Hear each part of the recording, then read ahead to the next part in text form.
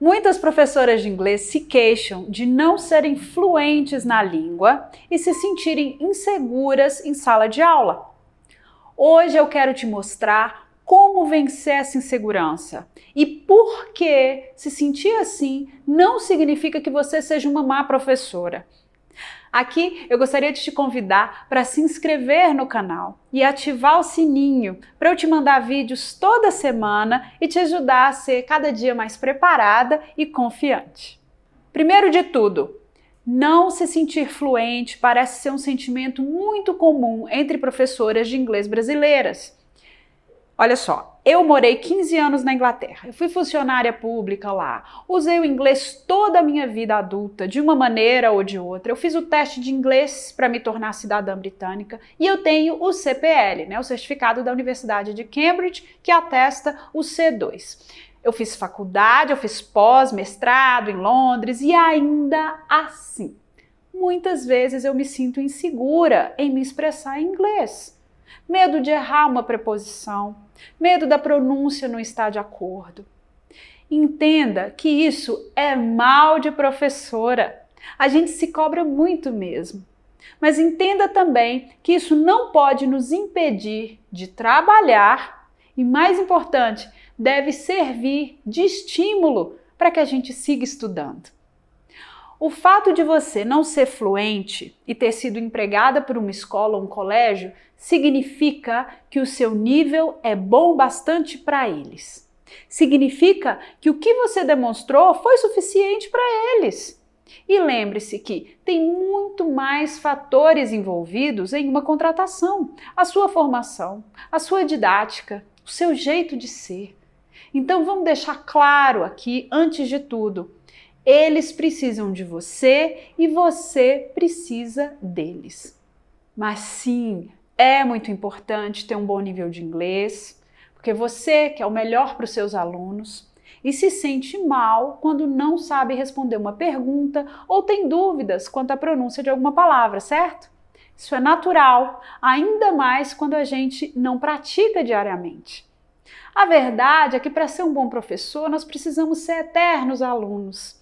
Então, hoje eu te convido para parar de sofrer e fazer algo concreto para melhorar o seu nível de inglês. Vamos lá? O primeiro passo é saber qual é o seu nível exatamente. E hoje em dia, isso é fácil. Na minha época de estudante de inglês, cada escola e cada editora tinha a sua tabela de níveis e você poderia ser considerado um beginner por um professor e um aluno de nível intermediário por outro na mesma fase, na mesma data. Isso mudou muito. Ainda bem, né? E hoje já existe um consenso quanto a níveis de proficiência na língua inglesa. Ao meu ver, e eu acho que você vai concordar comigo, o CEFR, ou Common European Framework of Reference for Language, é um ótimo indicador e veio para facilitar para todo mundo essa classificação de nível de inglês. E olha só, essa tabela não serve apenas para o inglês, não. Ela foi publicada em 2001 pelo Conselho Europeu a fim de facilitar o ensino das línguas europeias na recém-criada União Europeia.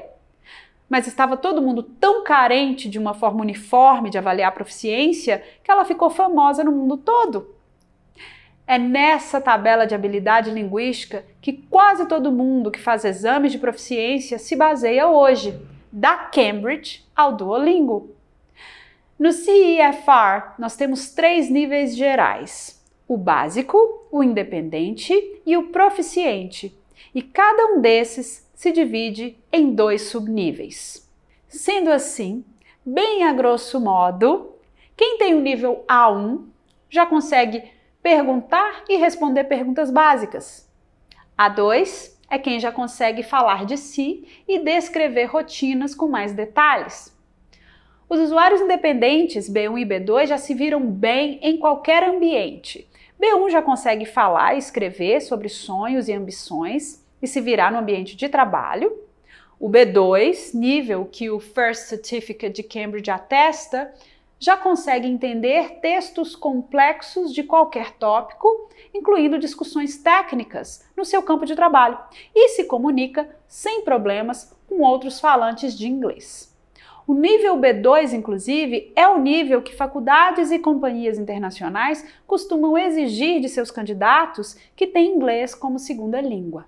Entre os proficientes falantes de nível C1, podem se comunicar efetivamente em qualquer situação social, acadêmica ou profissional, e os C2 podem entender virtualmente tudo que leem ou escutam e podem escrever e falar tão bem quanto qualquer falante nativo. Mesmo assim, o nível da gente é algo pessoal. Como assim?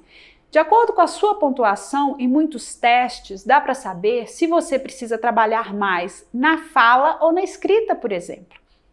E quanto mais você souber sobre as suas deficiências, mais fácil fica se aprimorar. Entenda que ninguém é um A2 ou um B1. A pessoa está um A2 ou um B1. O aprendizado de uma língua é um processo que exige muita humildade e persistência. Ter vergonha de não ser fluente só vai te atrapalhar de chegar até a fluência. Não é isso que queremos passar para os nossos alunos? Não ter medo de cometer erros? Ah, Roberta, mas pega mal eu cometer erros em sala de aula, né? Sim, pega mal. Mas então, o que você vai fazer? Largar o emprego? Trabalhar morrendo de medo de ser pega errando a pronúncia de alguma coisa? Não, gente. Segue trabalhando com orgulho de estar ali, ensinando o que você sabe da melhor maneira que você pode no momento. O Brasil tem pouquíssimos professores que se dedicam a ensinar inglês. Nós precisamos de você. Quem estiver criticando, que venha pagar os seus boletos ou que te ofereça ajuda.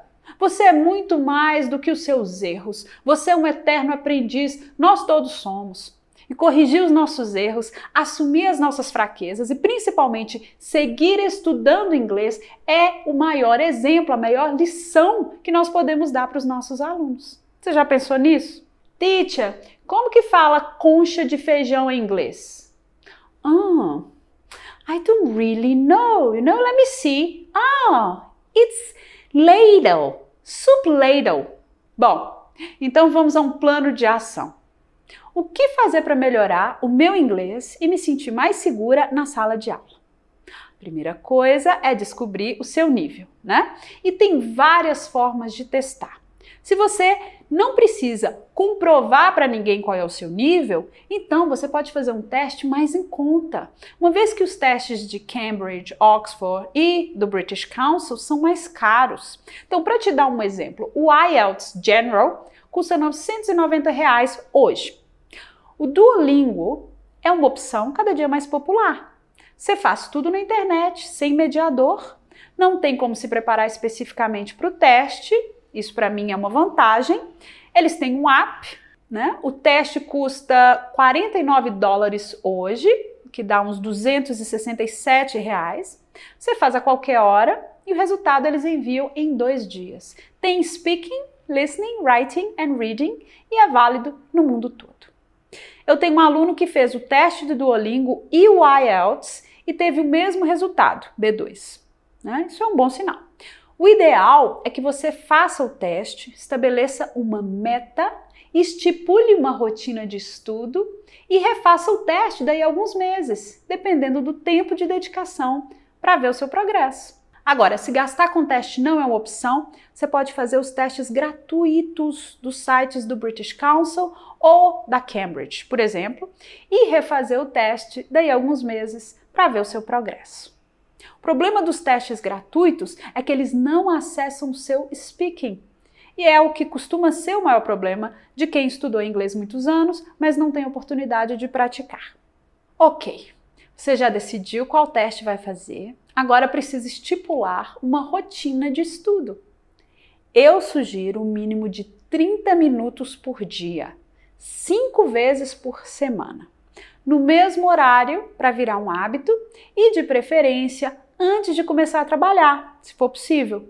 Se não for possível, sem problema. Tem muita gente que estuda antes de dormir, ao invés de ficar no celular, e esse é um tempo muito bem empregado. Se você não está disposta ou disposto a contratar um professor particular, o que eu acho ideal, ainda assim dá para aprender e praticar a pronúncia.